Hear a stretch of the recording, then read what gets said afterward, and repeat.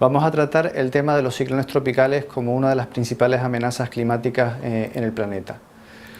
Para ello vamos a definirlo y ver las características principales, luego veremos los factores necesarios para su formación y los tipos de formaciones ciclónicas que existen, las regiones afectadas y cuándo se producen, es decir, la estacionalidad, cuáles son las principales amenazas de los ciclones tropicales, propiamente dichos, fundamentalmente relacionadas con sus efectos, y por último veremos algunos ejemplos.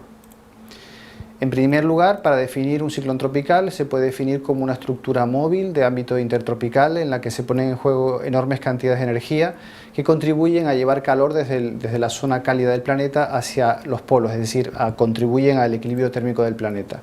Como principales características hemos de decir que son centros que tienen un diámetro bastante más pequeño que una borrasca típica del mundo templado, de tal forma que hablamos de un diámetro entre 200 y 500 kilómetros, una presión muy baja en superficie, nubes de gran desarrollo vertical en forma de espiral, como aparecen en esta imagen, en torno a un ojo que veremos después, precipitaciones torrenciales y la presencia de ese ojo del ciclón que es característico de esta formación ciclónica como aparece en este ciclón tropical en el Caribe. En torno a este ojo giran los vientos y la velocidad máxima del viento alcanza precisamente sus valores más altos en torno a ese ojo que sería el eje del ciclón.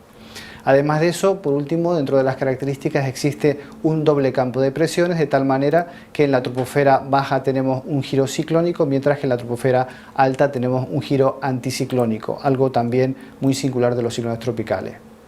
Vamos a ver ahora cuáles son los factores para su formación y las principales formaciones ciclónicas.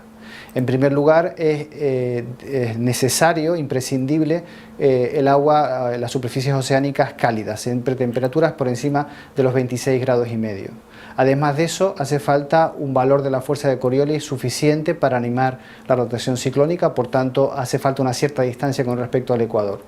Ausencia de vientos de cizalladura, que se denominan, es decir, fuertes corrientes de viento en la vertical.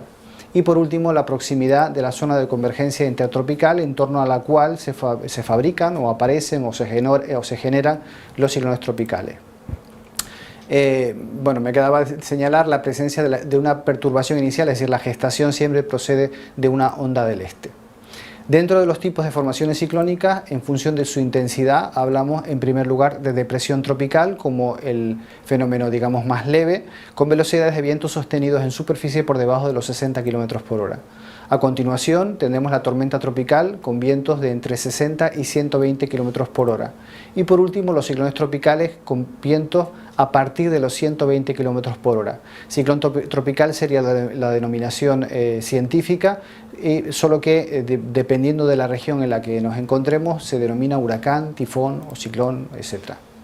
Las principales regiones afectadas serían estas que aparecen en este mapa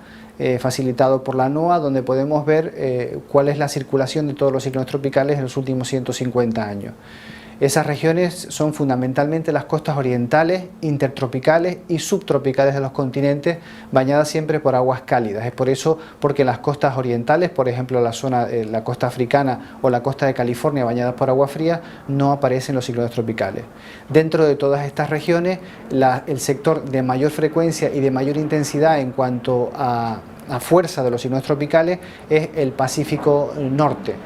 como es el caso, por ejemplo, de este último ciclón que hemos tenido en Filipinas, el caso del Haiyan o Yolanda.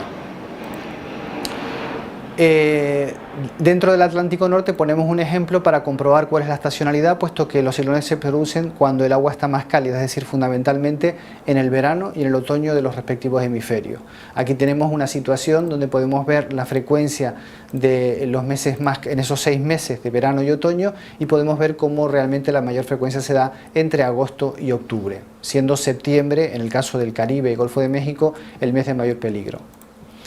¿Cuáles son las principales amenazas de los ciclones tropicales? Es decir, ¿cuáles pueden ser sus principales efectos? Pues en primer lugar tenemos que hablar de los vientos intensos que en los casos más extremos pueden superar, pues las rachas máximas pueden superar los 300 km por hora y vientos sostenidos, es decir, vientos durante más de un minuto por encima de los 250 km por hora.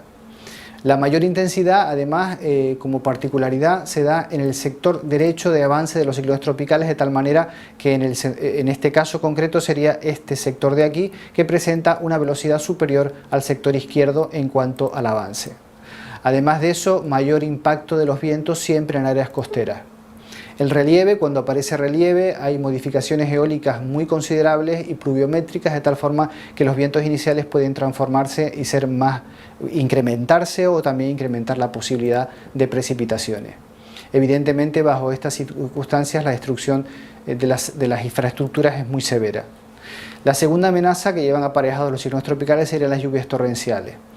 que vienen ocasionadas fundamentalmente por nubosidad de gran desarrollo vertical, tipo cumulonimbo, que pueden descargar de media 300-400 milímetros día, aunque en muchas ocasiones superan ampliamente esos valores.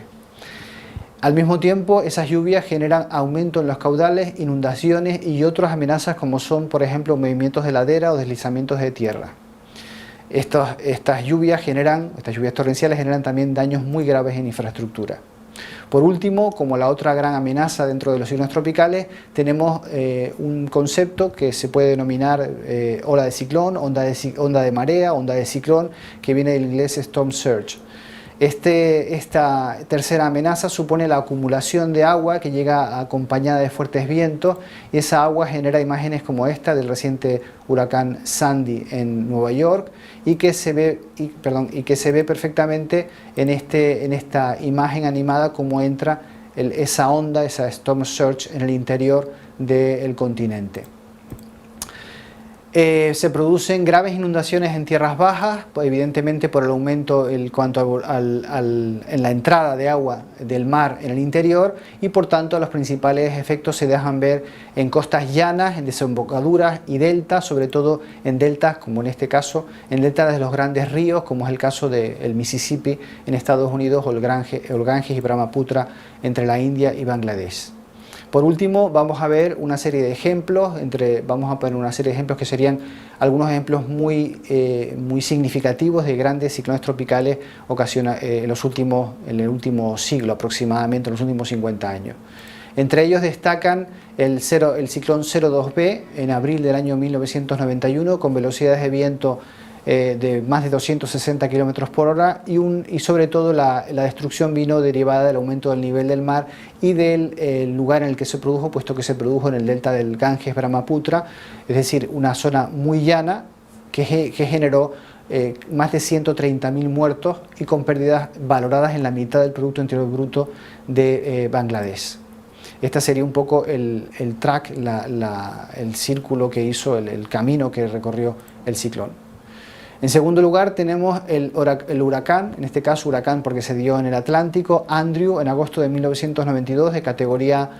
5, con velocidades máximas de viento por encima de los 280 km por hora, velocidades mínimas muy marcadas y daños generalizados en Bahamas, en Cuba, en Estados Unidos, y en este ciclón concretamente afectó de forma muy severa a la ciudad de Miami, de la cual se tuvieron que evacuar 1 millón de personas. Este sería el recorrido de ese ciclón. En cuarto lugar tenemos el huracán Mitch, tristemente famoso huracán Mitch porque mató a más de 15.000 personas, depende de la fuente en este caso, con velocidades de viento muy considerables por encima de los 300 km por hora y precipitaciones máximas de más de 600 milímetros en 24 horas, afectando a una gran parte de Centroamérica, Honduras, Nicaragua, El Salvador